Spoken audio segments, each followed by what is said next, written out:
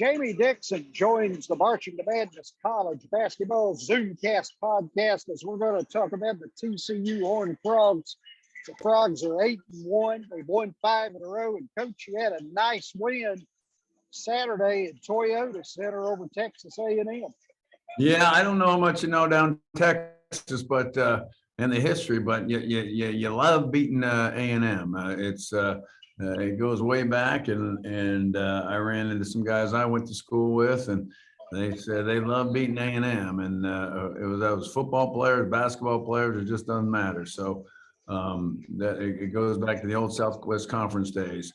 It wasn't pretty. We played hard. I don't know. We had about 30 dives on the floor, but we also had 15 turnovers and didn't shoot it great. But made plays down the stretch, had a lead, let it get away from us, and then made free throws down the stretch. So I was excited about a lot of things, but certainly some things we can move on and get better at too. Do you see a lot now that these conferences are dividing and states are dividing and whatnot? Do you see more matchups maybe, or maybe Texas Tech, of course, is in your league, and A&M in the future? Well, we're limited. I mean, we've got most of the teams in our league that we really want to play. We've played SMU since I've been here. We've played A&M since I've been here. We tried with Houston. I think Rice we've tried too. We had Houston scheduled that fell through. So I think that's everybody that we'd like to get. I guess Texas will have to start scheduling them when they move to the Big 12, or if we'll be allowed to. I don't know how they're going to take it or how they're going to do it, but we're it's good. I mean, I'm an old school guy because I went to the old Southwest Conference, and I think it brings something to the table. There's no question about it, and we try to do it. But we got Big East Challenge, we got SEC Challenge, and we got I was exempted tournaments we got to play, and then we got to play some home games. So it fills up real quick once you really look at it. And then we played the Big 12 too. So we got some pretty good opponents in there that they seem to crop up every once in a while. Yeah, every once in a while. But analytically, I think we're talking about the best league in the nation the past 3 or 4 years. So some articles about what's the best conference in the country, and they're the new best conference, and then halfway through they go, well, I guess the Big 12 is the best again, and that's what's kind of happened again this year. So when you're out here in the flyover states, as Coach Self calls them, and we kind of get somewhat the media is all in different areas. They want to write about somebody else close by, but when it's all said and done, we've constantly proven the numbers don't seem to lie, and we've got so that's the challenge we've got. But until then, we got to get Georgetown and Grambling our next 2 opponents. There you go. And I noticed defense is a big theme for you this year. You're holding opponents to 39.6% from the floor, and you're an amazing and an impressive plus 11 on the backboards. No, we knew who we were, and we've made that very clear that for us to be good, we got to be good at those 2 things. And I feel like we're good, but then I look at what our league is doing out against some people, and we've got room to improve, and we need to be amongst the best in the league and defensively, and that's what we have to be. To be in the top of the league, you have to be the best defensively, and that's what we got to become. I like the rebounding, I like the offensive rebounding. We're still working on some things defensively. We feel like we kind of have our whole group now, which we didn't have the first 5 games. And we've gotten better here down these last 3 or 4. So heading in the right direction, but certainly work to do defensively. We've had some games where we're getting up too many threes. And that's been our biggest disappointment, I think. And I think some of our bad offense or high turnovers has led to some baskets for some opponents in transition. And that's an offensive issue we've got to get improved on. Coach, I watched a lot of the game with A&M, especially the last 10 minutes. I thought you guys had just watched that much, had good connectivity on both ends of the floor. The players look like they feed off each other really well. We have an emotional team. We do. We play with a lot of energy. We play hard. I think they like each other, and that's something that's I recognized early. And we like each other. We play hard.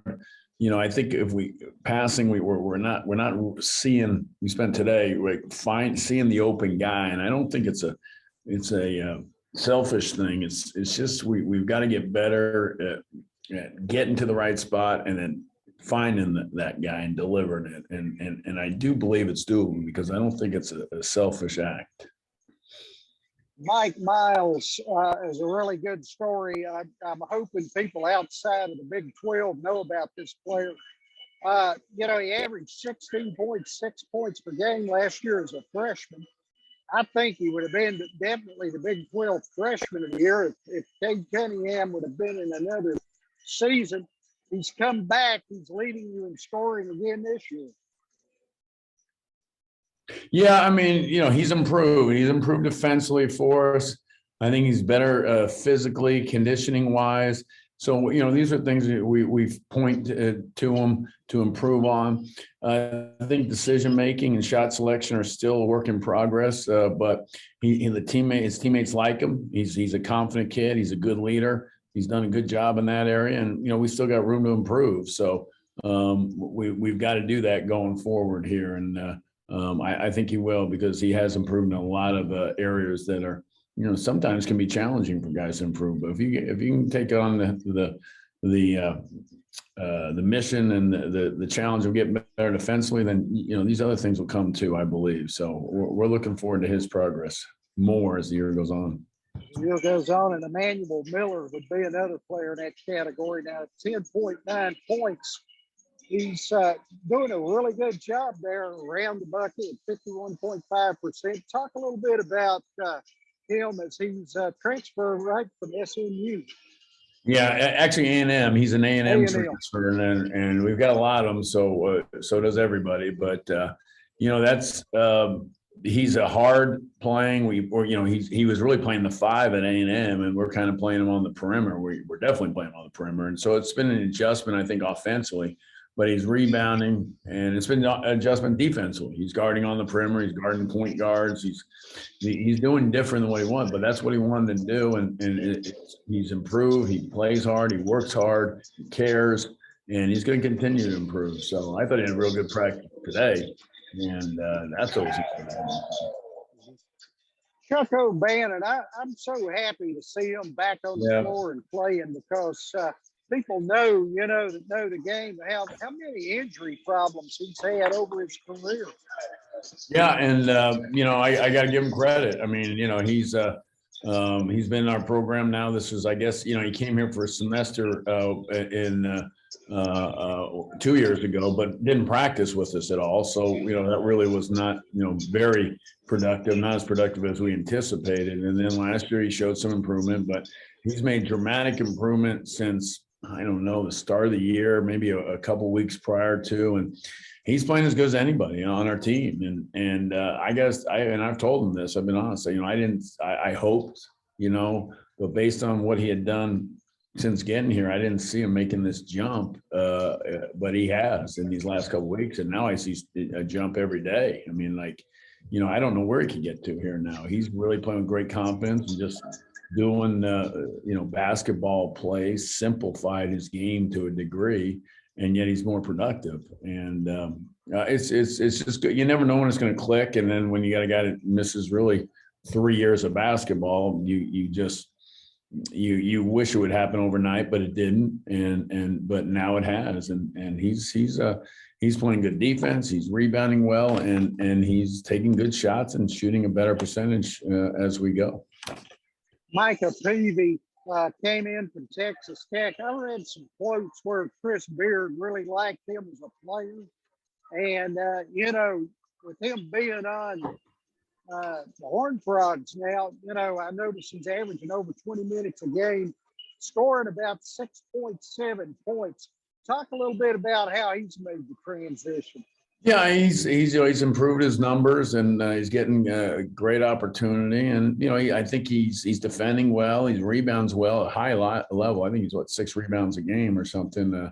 That's a good number to wing, and he's doing some good things. I think he could. He knows he can. We both have hopes for him to get a more efficient offensively, but he's in the gym. I just left him, and he's working hard, and it hasn't quite happened yet, but I believe it will. And just like it happened with Chuck, it happens at different times, and he's working hard. Both those guys are. They really give us a nice a combination. We're playing them together too, and we'll probably play them together more. But we're getting good production certainly out of that 3 spot, if you will. Yeah, and as you look at college basketball, and we think about your team, we're not over COVID yet, but the recovery of your kids, have you seen anything different that maybe they're embracing things or maybe taking things a little bit more serious that maybe they've taken for granted earlier in their careers? Yeah, well, I think I do. We've practiced hard. We've gotten after. They've brought good energy to pretty much every practice, and we had 2 guys that didn't really practice last year, so I think that's one was held out from playing. One was decimated by COVID and sitting out, and so I do think so. And nobody was hurt more than or hit with it more than us, and it just really weighed on guys as far as what they could do and what we couldn't do, and so I think I was talking about Chuck, and I was like, well, it didn't happen right away. Yeah, well, we didn't practice last year, so it's how's it going to happen right away in that setting? So I know I feel a whole lot better, and I know they do. I mean, again, you come to this school because you want to be out, you want to go to class, you want to know people, you want to meet people, and you go to other schools if you don't want to do that, and that's that was taken away from us. And so along with practice and getting in the gym and so yeah, certainly I think there's I'll just speak for myself. I'm relishing every moment. Yeah. Me too. Getting back to games and getting a sense of normalcy of things I cover and go to. Like I cover the Buccaneers and the Lightning as well here in Tampa. Just to get back in the press box, and the locker rooms are not open yet, but at least people are in front of podiums, and you can kind of make eye contact. That's from my point of view. Yeah, well, you're in the city of champions there, man. You're living large. I mean, we're hoping the Cowboys are going to be the champion this year, the Super Bowl. So hopefully we'll be getting a Super Bowl run out of this thing. Tampa Bay, Coach. We might have to make a bet on that game if it happens. All right. The Lightning play not allowed to bet, though. Yeah, we're not allowed to bet. NCAA is not allowed to bet. NCAA. I forgot all the other rules have gone away, so I don't know if that one's still in place.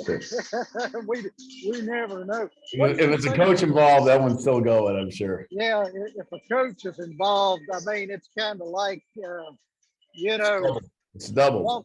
Well, spitting bubble gum on the sidewalk's even illegal for coaches now. I mean, that's the world we live in.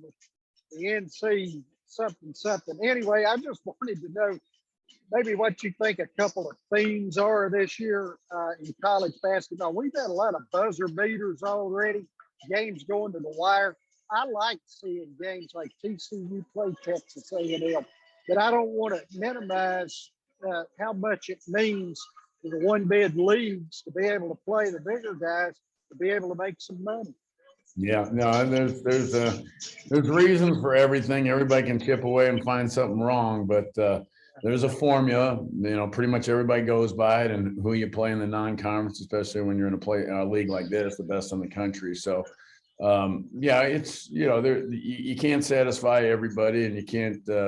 I always tell a story. I had an AD that came and told me, I want you to schedule this, and that. And I said, that's great. The problem is we only have 13 games. I would add up to 18. So, that's that's a problem. So unless you got the connections at the NCAA, we may have an issue with that. But can't satisfy everybody, but our schedule will be top 20 in the country just because of our league, and we got to stay healthy, keep getting better, and we're certainly excited about just playing again and having people in the stands. And we're on the streak. We just beat a Pac-12 team. We got an SEC team, and now we got to go get a Big East team here coming up.